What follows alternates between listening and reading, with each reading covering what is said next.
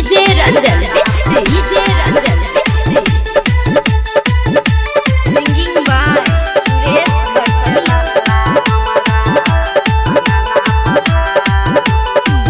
सबके है तरलौआ सबके है तरलौआ हमरो तारू गौरी के लल्ला हमरा अंगना पधारू गौरी के लल्ला हमरा अंगना पधारू लकरी सिद्धि संगे लकरी सिद्धि संगे मूसा के ले आबू गौरी के लल्ला हमरा अंगना पधारू गौरी के लल्ला हमरा अंगना पधारू।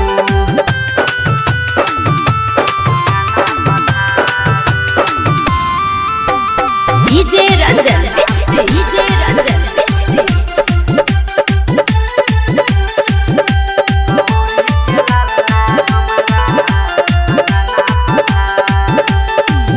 वो सारा पया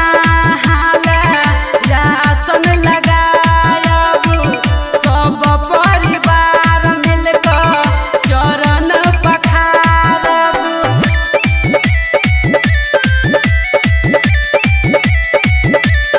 वो सारा पया हाले यासन लगायब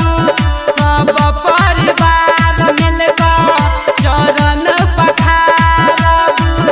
सब परिवार मिलकर चरण पखारब सबके उबरलौआ सबके उबरलौआ हमरो उबारू गौरी के लल्ला हमरा अंगना पधारू गौरी के लल्ला हमरा अंगना पधारू।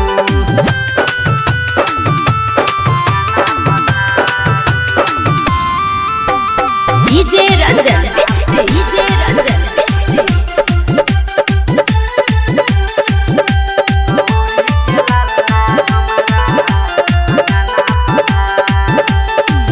देसी घी के लड्डू के भोग लगायब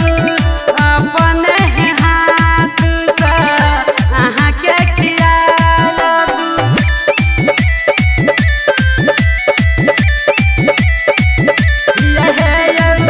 देसी घी के लड्डू के भोग लगायब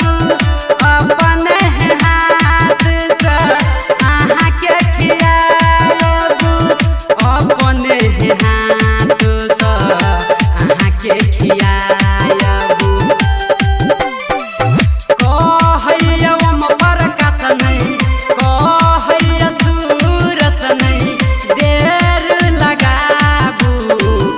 गौरी के लल्ला हमरा अंगना पधारू गौरी के लल्ला हमरा अंगना पधारू। अगर सब सुन रहल छी मां शीतला रिकॉर्डिंग स्टूडियो किरतपुर बाजार।